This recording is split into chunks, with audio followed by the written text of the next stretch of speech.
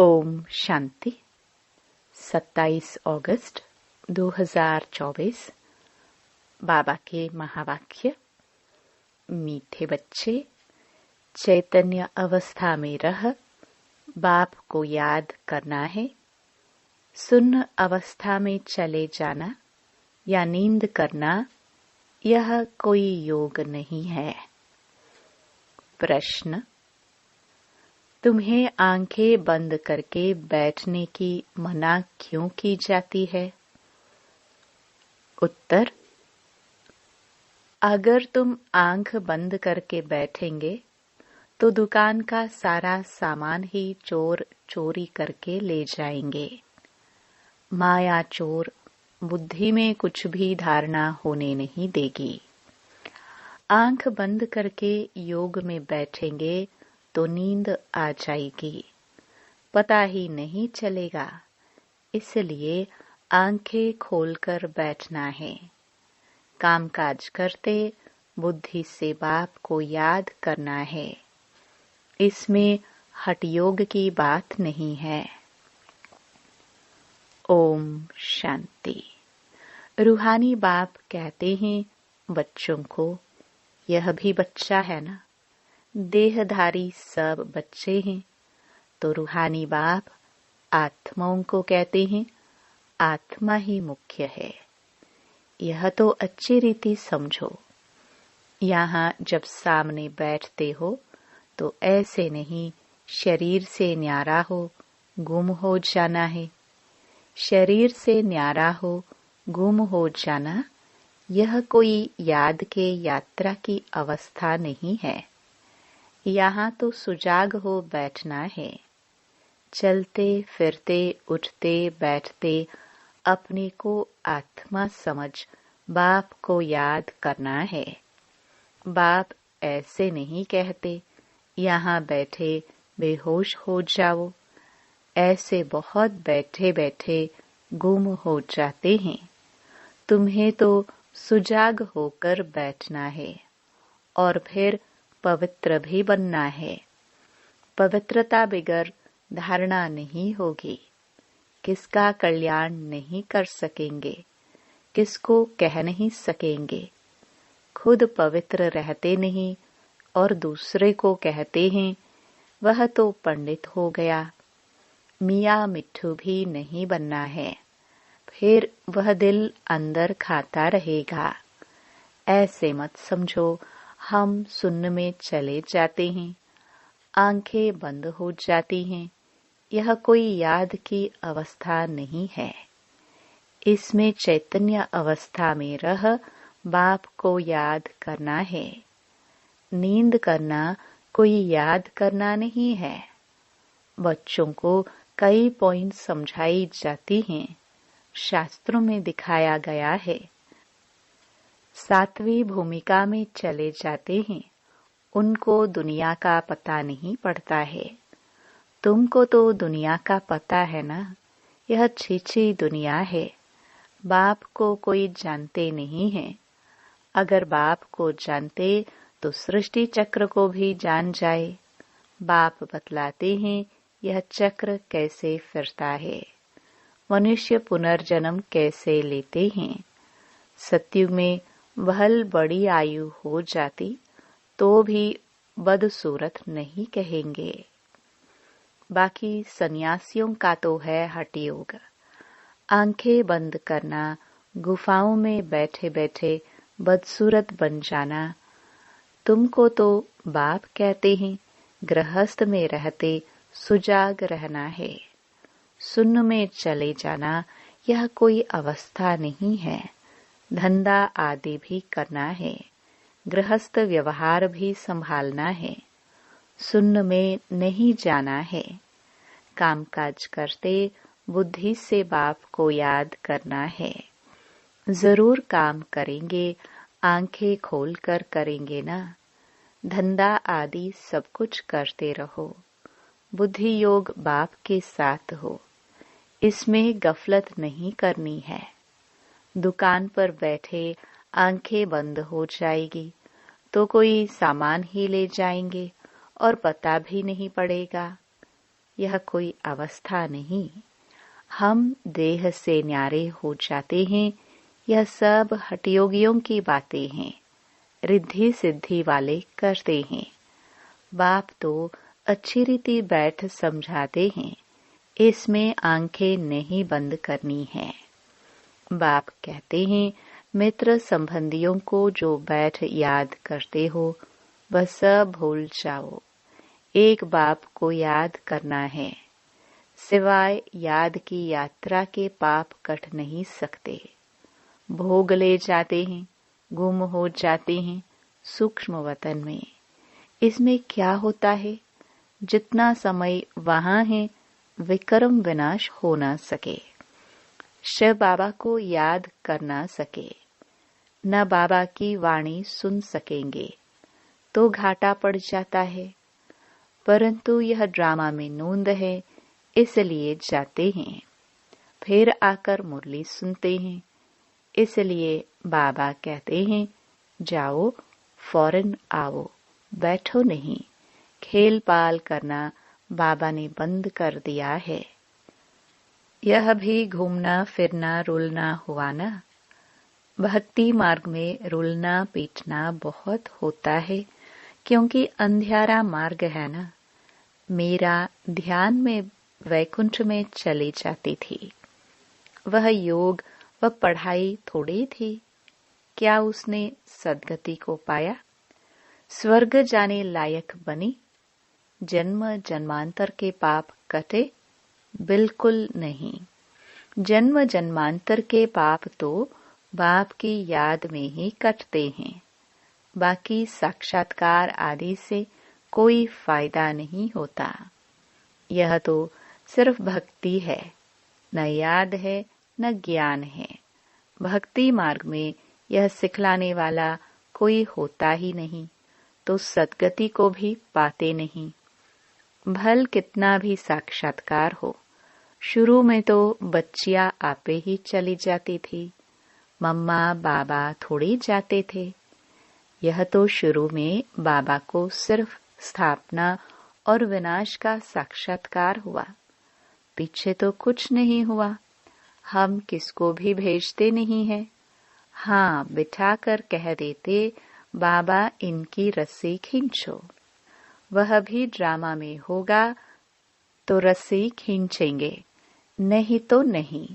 साक्षात्कार तो ढेर होते हैं।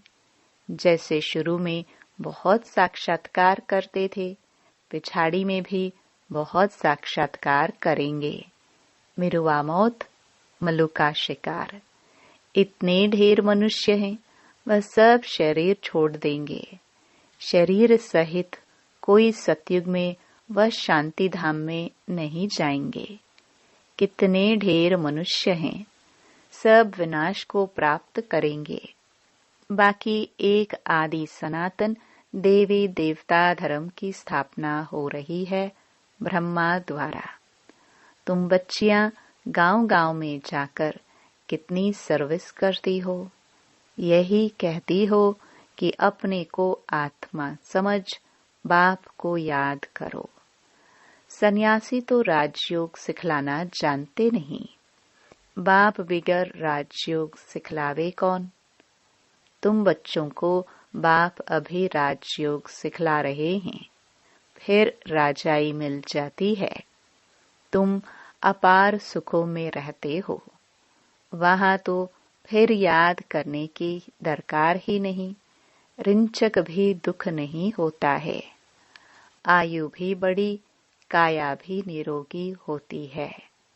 यहाँ कितने दुख हैं, ऐसे तो नहीं बाप ने दुख के लिए खेल रचा है।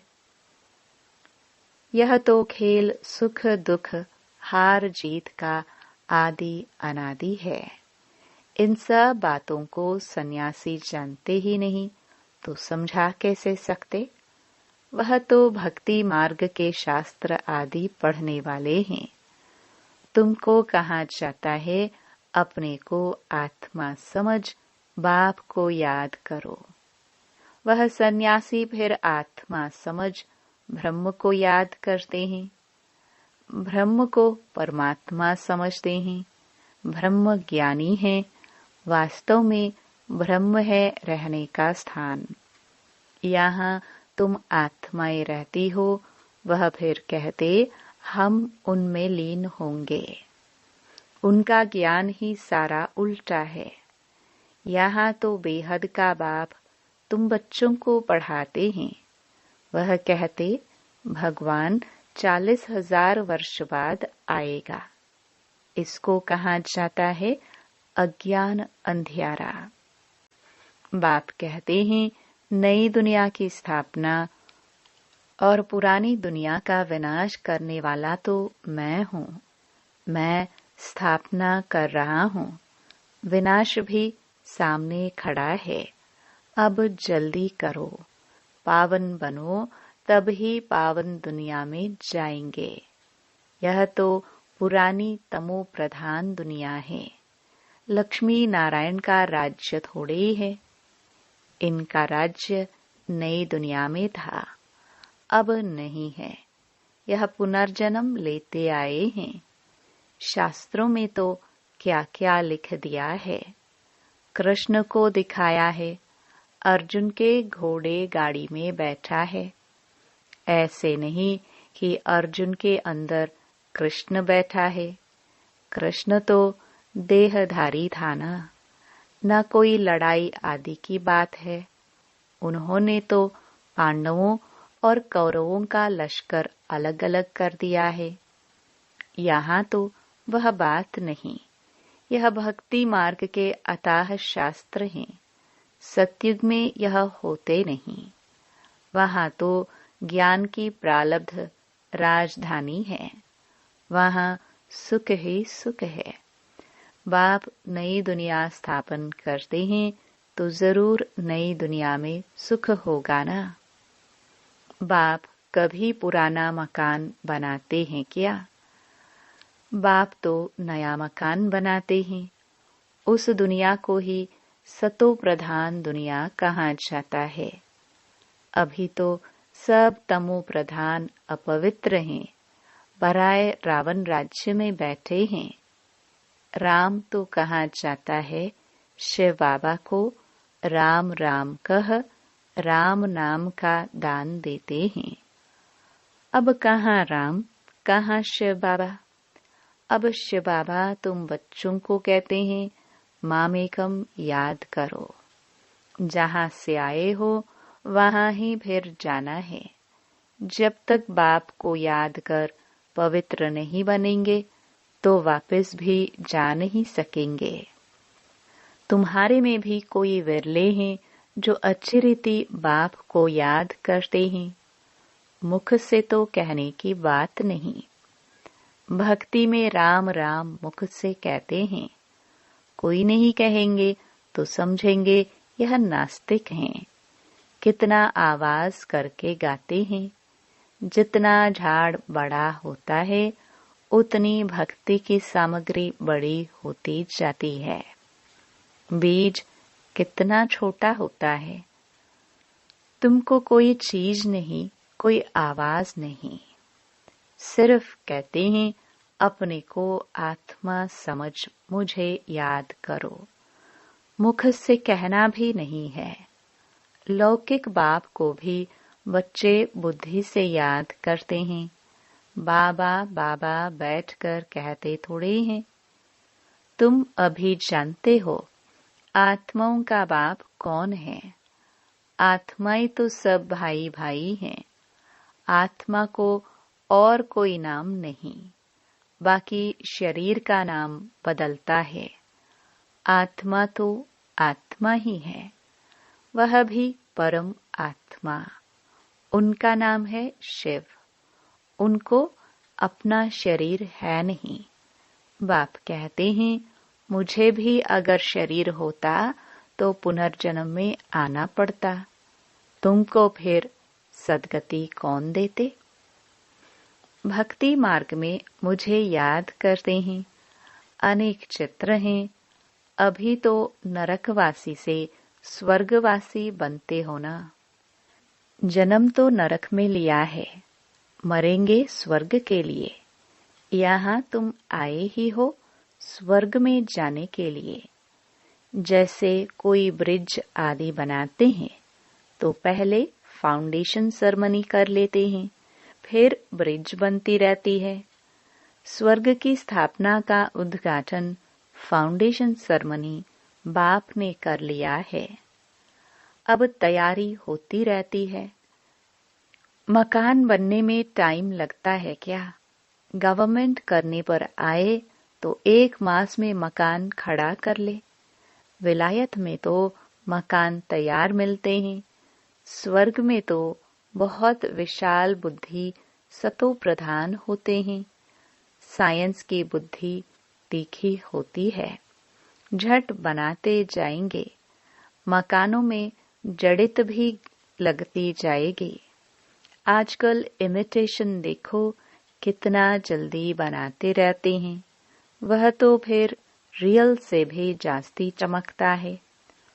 और आजकल की मशीनरी से झट बना लेते हैं। वहाँ मकान बनने में देरी नहीं लगती, सफाई आदि होने में टाइम लगता है। ऐसे नहीं कि सोने की द्वारिका समुद्र से निकल आएगी। तो बाप कहते हैं, खाओ पियो भल, सिर्फ बाप को याद करो तो विक्रम विनाश हो, और कोई उपाय नहीं। जन्म जन्मांतर यह गंगा स्नान आदि करते आए हो, परंतु कोई भी मुक्ति जीवन मुक्ति को तो पाते ही नहीं। यहाँ तो बाप पावन बनने की युक्ति बताते हैं। बाप कहते हैं, मैं ही पतित पावन हूँ। तुमने बुलाया है, हे पतित पावन बाबा, आओ आ करके हमको पावन बनाओ। ड्रामा पूरा हुआ तो फिर सब एक्टर्स स्टेज पर होना चाहिए, क्रिएटर भी होना चाहिए। सब खड़े हो जाते हैं ना। यह भी ऐसे है। सभी आत्माएं आ जाएंगी, फिर वापस जाना होगा। अभी तुम तैयार नहीं हुए हो, कर्मातीत अवस्था ही नहीं हुई है, तो विनाश कैसे होगा? बाप आते ही हैं तुमको नई दुनिया के लिए पढ़ाने। वहाँ काल होता ही नहीं। तुम काल पर जीत पाते हो। कौन जीत पहनाते हैं? कालों का काल। वह कितनों को साथ ले जाते हैं? तुम खुशी से जाते हो। अब बाप आए हैं सबका दुख दूर करने, इसलिए उनकी महिमा गाते हैं। गॉड फादर लिबरेट करो दुख से, शांति धाम सुख धाम में ले चलो। परंतु यह तो मनुष्यों को पता नहीं कि अभी बाप स्वर्ग की रचना रच रहे हैं। तुम स्वर्ग में जाएंगे, वहाँ झाड़ बहुत छोटा होगा, फिर वृद्धि को पाएगा।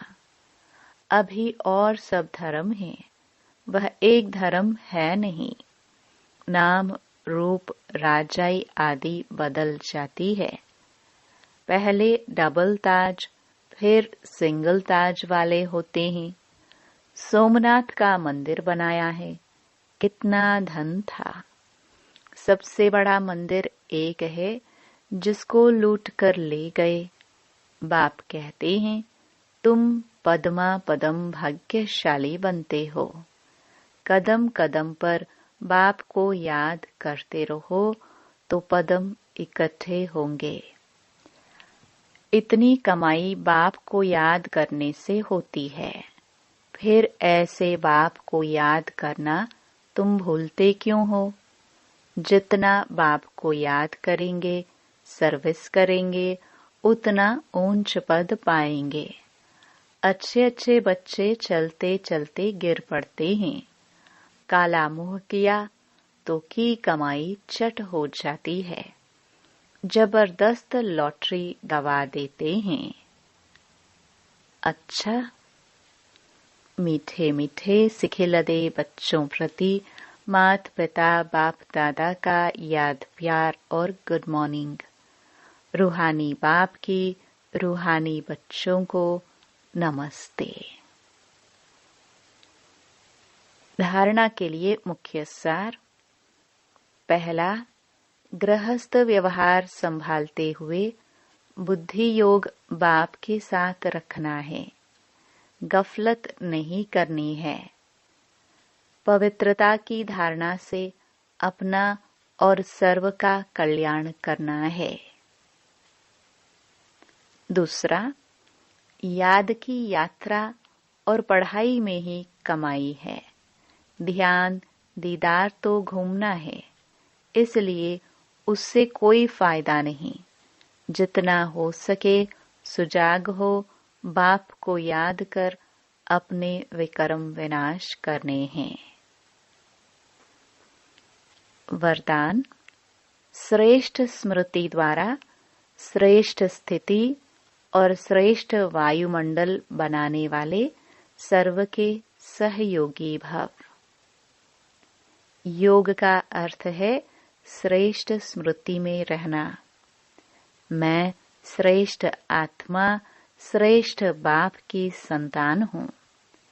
जब ऐसी स्मृति रहती है तो स्थिति श्रेष्ठ हो जाती है। श्रेष्ठ स्थिति से श्रेष्ठ वायुमंडल स्वतः बनता है, जो अनेक आत्माओं को अपनी ओर आकर्षित करता है। जहाँ भी आप आत्माएं योग में रहकर कर्म करती हो, वहाँ का वातावरण वायुमंडल औरों को भी सहयोग देता है। ऐसी सहयोगी आत्माएं बाप को और विश्व को प्रिय हो जाती है। स्लोगन। अचल स्थिति के आसन पर बैठने से ही राज्य का सिंहासन मिलेगा। ओम शांति।